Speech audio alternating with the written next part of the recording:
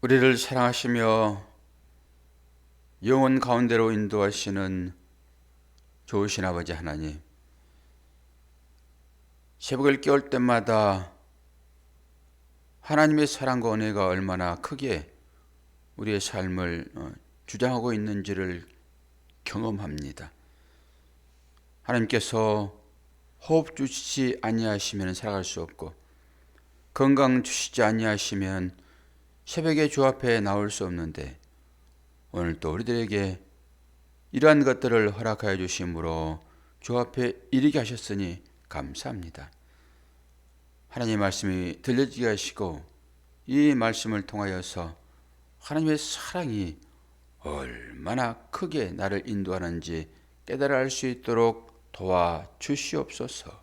예수 그리스도의 이름으로 기도하옵나이다. 아멘. 민수기 5장입니다.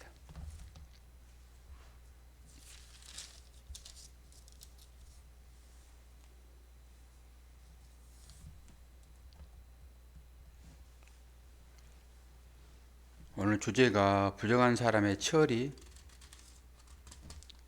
죄에 대한 값, 아내의 간통을 밝히는 절차, 이러한 법들이 여기 나와 있습니다. 제가 쭉 마지막까지 봉독합니다.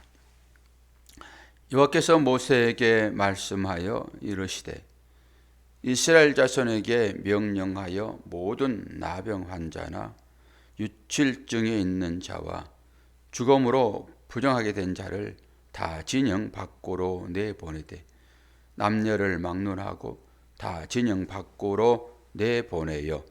그들의 진영을 더럽히게 하지 말라. 내가 그 진영 가운데 거하느니라 하시매, 이스라엘 자손이 이같이 행하여 그들을 진영 밖으로 내보냈으니, 곧 여호와께서 모세에게 이르신 대로 이스라엘 자손이 행하였더라.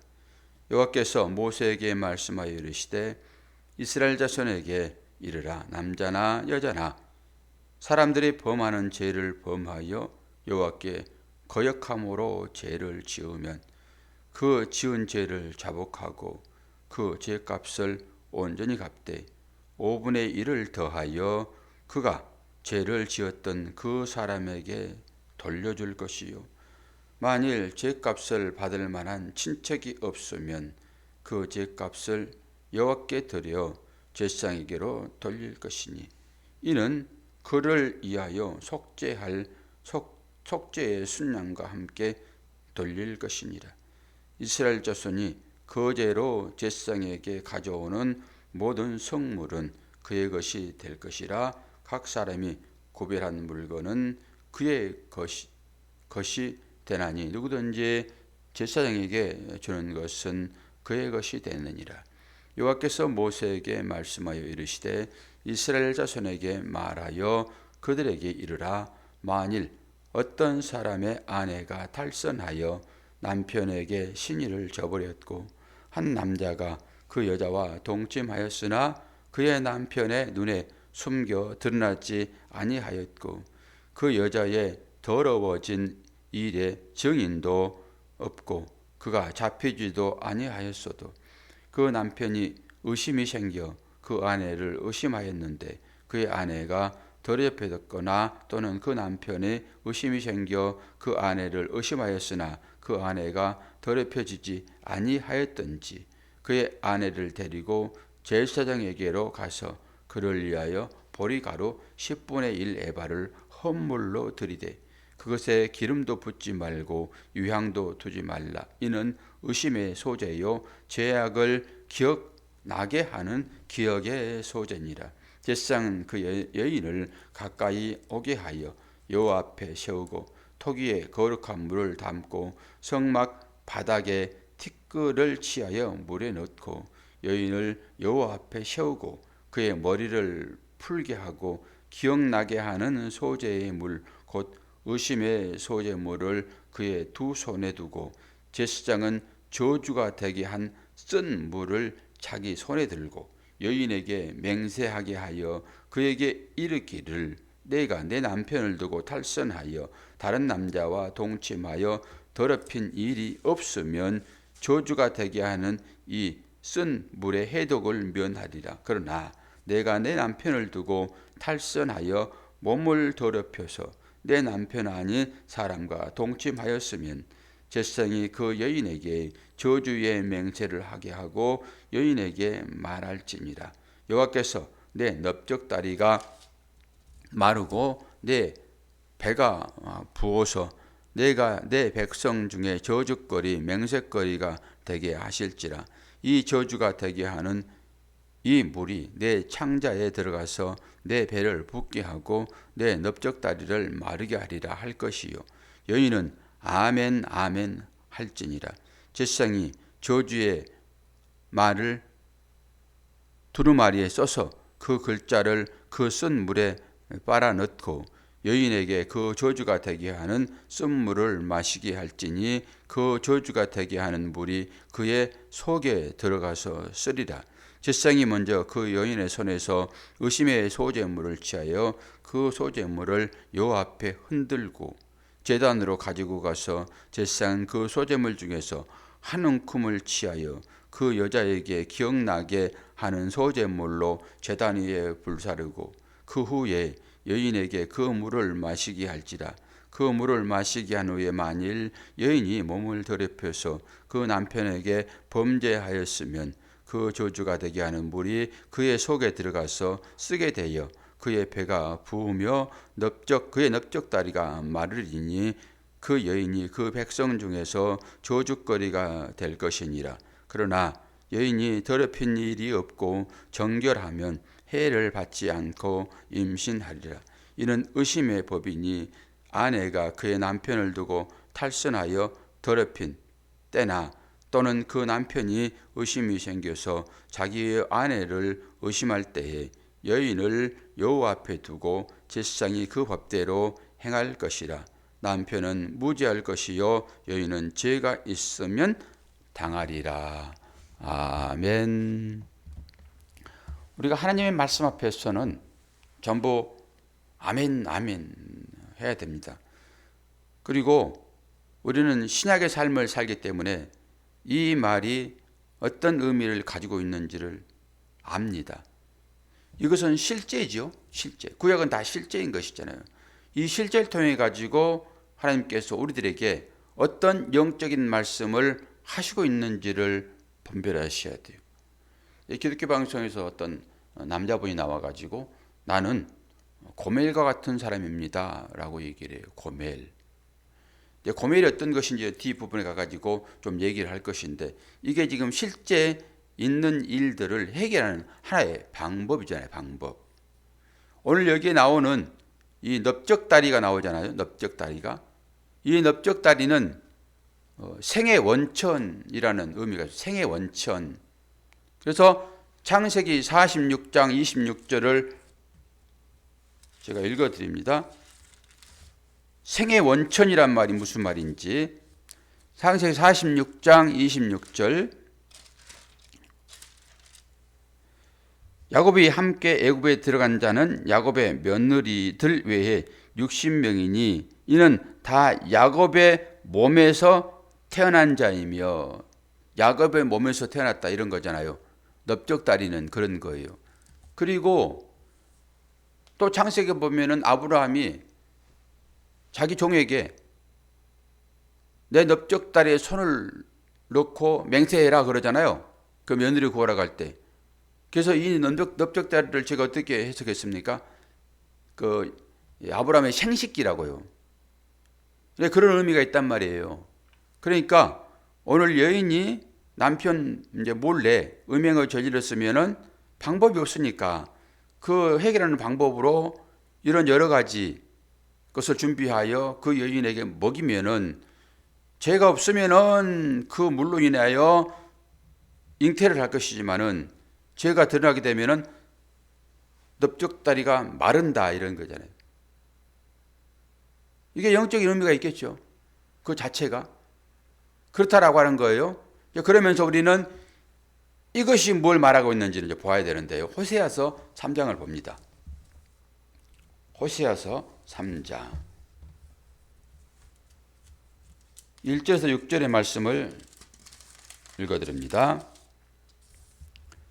여호와께서 내게 이르시되 이스라엘 자손이 다른 신을 섬기고 건포도 과자를 즐길지라도 여호와가 그들을 사랑하나니 너는 또 가서 타인의 사랑을 받아 음녀가 된 그 여자를 사랑하라 하시기로 내가 은 15개와 보리 1오멜 반으로 나를 위하여 그를 삼고 그에게 이르기를 너는 많은 날 동안 나와 함께 지내고 음행하지 말며 다른 남자를 따르지 말라. 나도 내가 그리 하리라 하였노라. 이스라엘 자손들이 많은 날 동안 왕도 없고 지도자도 없고 제사도 없고 주상도 없고 에봇도 없고 드라빔도 없이 지내다가 그 후에 이스라엘 자손이 돌아와서 그들의 하나님 여호와와 그들의 왕 다윗을 찾고 마지막 날에는 여호와를 경외함으로 여호와 그의 은총으로 나아가리라. 아멘. 호세아는 누구죠? 선지자예요. 호세아를 다른 음력으로 말하면 예수입니다. 예수. 여호수아도 예수예요. 예수를 여호수아, 호세와 같은 단어를 쓴단 말이죠. 여기에서의 음료는 누굴까요? 고멜입니다. 고멜. 이 고멜은 이스라엘을 통칭하고 있죠. 하나님을 떠나서 살아가는 사람들, 이 사람들을 다 고멜이라고 얘기를 해요.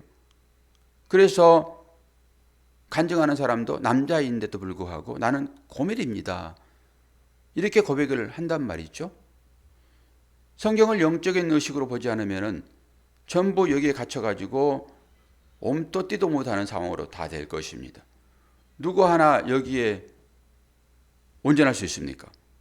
하나님 앞에 온전한 사람은 한 사람도 없을 것입니다. 그런데 여호와께서 지금 호세아를 찾으면서 어떤 사람을 아내로 삼으라 얘기합니까? 고멜이 고멜. 고멜은 남편을 버리고 창기의 삶을 몸팔아서 생명을 유지하다가 그리고 씀물담물 다 빨리고 종파는 시장에 내놓은 상태예요. 이 고멜이라는 여인은. 거기 가서 지금 은 15개와 보리 1호멜 반, 이것은 영적으로 따지면은 은 30냥이에요, 이게. 이걸 가가지고 가서 고멜을 사오라 이런 거잖아요. 그러면 이 고멜은 누구예요? 나라니까요. 권사님이나 사모나 나나 오늘 예배 참여한 여러분 모두가 나는 고멜입니다 라고 고백하지 않으면 여러분은 예수의 십자가와는 무관합니다. 예수님이 은 30냥에 팔린 이유가 여기에 있어요. 여기. 그래서 이 말씀을 우리에게 주셔서 내가 어떤 삶이었는데 어떻게 나를 하나님께서 구원해 주시지라는 인식이 강하게 작동할 때만 하나님을 향하여서 주님이 찾아오실 때 우리는 하나님을 찾잖아요. 부르잖아요. 성령이여 오시옵소서라고 얘기하잖아요. 그건 뭐예요? 하나님을 초청하는 거잖아요. 아니 그래 놓고 하나님 오시면은 싫어요. 그럴 수 없는 거잖아요. 하나님 초청하게 되면 하나님 오시니까. 성령 초청이 있죠. 뭘 얘기합니까? 당신은 나의 남편이고 나는 당신의 신부입니다. 우리 합방합시다. 이런 의미란 말이에요. 그런데 이 신부된 자가 그 신랑의 자격에 맞는 그런 사람이어야지. 그런데 그런 사람이 이 세상에 한 사람이라 있겠습니까? 그런 사람이? 하나님과 한 몸을 이루려고 하는 그 자격을 가진 사람이 한 사람이라도 이 땅에 있겠냐고요. 이 말씀을 보면서 우리는 내가 누구인지가 분별되어졌대요. 오늘 또 우리 민수기 5장을 보고 있지만은 이 지금 간음한 이 여인, 아무것도 드러나지 않는 그런 상황 가운데서 남편이 이제 의심을 하잖아요. 그래서 그 의심을 해결하는 방법으로 이 다양한 것이 주어지는 것입니다. 이게 실제 구약 시대의 이스라엘 백성들의 삶의 형태라고 하는 것은 즉각적으로 범죄하면 바로 죽어나가는 그런 시대였잖아요. 우리도 어제 그 법궤를 나르고 성물을 어깨에 메고 하는 과정 중에서 그 낙원의 타작마당에 이르렀을 때 소가 날뛰므로 그 법궤가 떨어졌을 때 그걸 만진 사람이 어제 죽었던 모습을 봤잖아요. 이건 실제라니까요. 얼마나 하나님의 역사하심이 가까이 계시냐고요. 이게 구약시대 사람들이에요. 그러니까 그 상황에 의심을 받은 그 여인에게 이러한 제사장을 통해 가지고 아멘하게 만들고 네가 만약에 부정한 짓을 했으면 너는 이러한 일이 있을 것이다 라고 했을 때 아멘하고 하는 이 일들은 실제라니까요. 실제. 그러면 그 실제가 이루어지는 거예요. 그 당시에는. 그러면 이 시대는 지금 많이 지금 바뀌었잖아요. 계몽됐잖아요. 그런데 그런 시대에 구약의 그런 방법으로 그 일들을 행하면은 구약 시대에 그런 것처럼 될까요? 되지 않죠. 지금은 은혜의 시대잖아요. 율법이라고 하는 것은 철저하게 죄를 드러나게 하는 역할을 해요. 율법. 그러니까 이 율법이 없이 내가 누군지를 알 방법이 없다니까요. 그래서 하나님께서 먼저 율법을 들이미는 거예요. 우리 모두에게. 그래서 처음 신앙생활하는 사람들에게는 이 율법으로 교육해야 돼요. 그래야 자기가 누군지를 깨닫잖아요. 예수 그리스도의 십자가가 아니면 도저히 이 죄는 해결할 방법이 없다라고 하는 것을 인식을 시키고 그 가운데서 은혜를 설명해야 되죠. 그런데 이 율법도 알지 못하는 그런 사람들에게 내가 죄가 무엇인지를 알지 못하는 사람들에게 은혜만 설명하는 것이 기복신앙입니다. 그러니까 이 기복에 전부 찌들어 있는 거예요. 우리 모두가 다. 그래서 이걸 많이 부어줄 때만 하나님의 은혜를 얘기를 하죠. 그런데 죄가 무엇인지 이 간음한 여인처럼 아니 이렇게 했을 때 죽지 않았어요? 그럼 나는 의인이에요? 그런 건 아니잖아요. 지금 모든 사람들이 다 아담의 후손이기 때문에 우리는 다 예수 그리스도 은혜가 아니면은 죽을 수밖에 없는 존재라고요. 그러니까 이렇게 민수기를 통해 가지고 다시 한번 인간들이 어떤 것인지를 한번 보여주고, 그리고 호세아라고 지칭되어 있는 그 예수 그리스도, 신랑을 버리고 자기 마음대로 살아가는 우리 인생들, 이게 고멜인 거거든요. 고멜의 의미를 따져보면 이름 자체는 완전한 자입니다. 그러면 한번 생각을 해보자고요.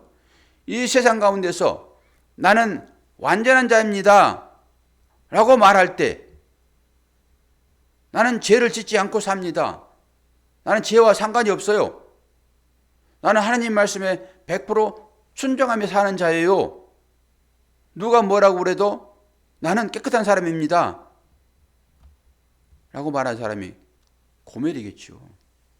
실제 고멜.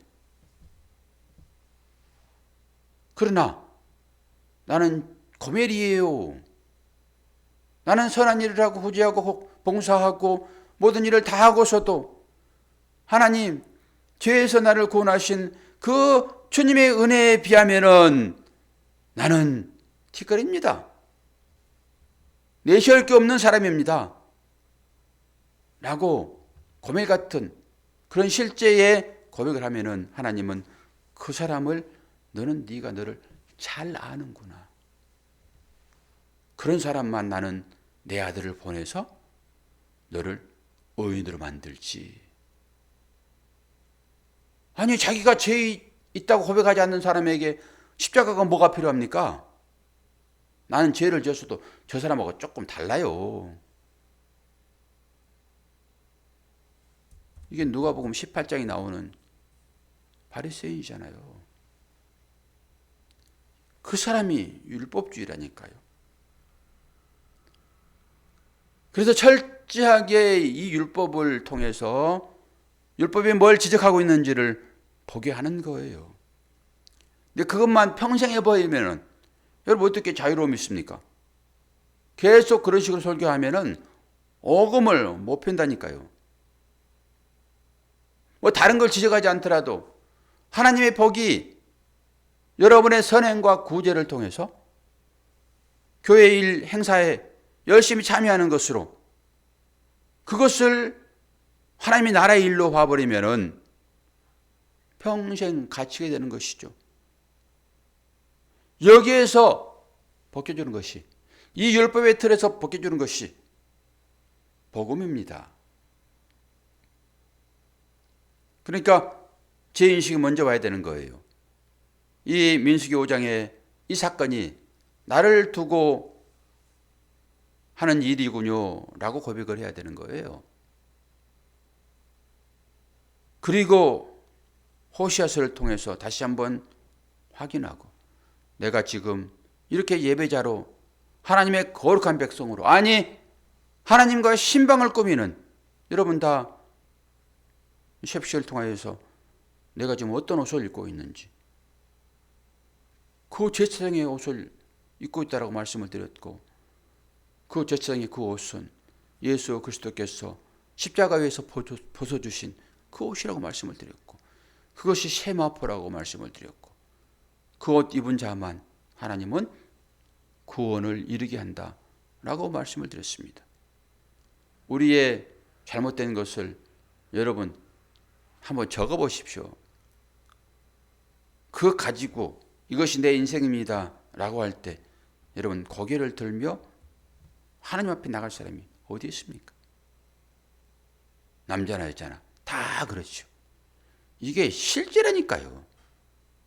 예전에도 있었고 지금도 일어나고 있으며 앞으로도 그런 일이 계속 반복될 거예요. 영적인 측면에서 살펴보게 되면은 하나님 은혜가 얼마나 크면 모든 사람들의 죄악을 다 덮으시냐고요. 오늘 민수기 5장을 통해서 그 호세아로 오셔서 그 고멜을 찾아 돈 주고 사오는 그 신랑의 그 마음을 헤아려 아시기를 바랍니다. 그 신랑, 그분이 바로 우리의 주님이십니다. 오늘 또 그 주님의 사랑과 은혜가 우리를 따뜻하게 감싸고 있지 않으면은 우리는 세상 가운데서 조롱거리가 되며 하나님의 언약 가운데서 벗어난 자가 될 것입니다. 주 은혜가 풍성하게 입혀주고 있음을 고백하는 복된 새벽 되어지기를 축원합니다. 기도하겠습니다. 아버지 하나님, 오늘 민수기서 5장을 보면서 하나님의 사랑과 은혜를 말할 수밖에 없음을 고백합니다. 앞으로 남은 인생도 어떻게 살아내야 될 것인지 다시 한번 보게 하시고, 고멜과 같은 우리들을 돈 주고 사서 구원하신 그 하나님의 사랑 입혀진 자로서 오늘 또 그 사랑 이웃에게 전하는 복된 자녀가 되도록 은혜 허락하여 주옵소서. 우리의 앞길에 여러 장애들이 있을지라도 그 모든 것들을 충분히 극복할 수 있는 믿음이 우리 안에 있음을 보게 하시고, 이웃을 내 몸처럼 사랑하는 복된 자녀의 삶이 오늘 하루로 시작되게 하여 주옵소서. 예수 그리스도의 이름으로 기도하옵나이다. 아멘.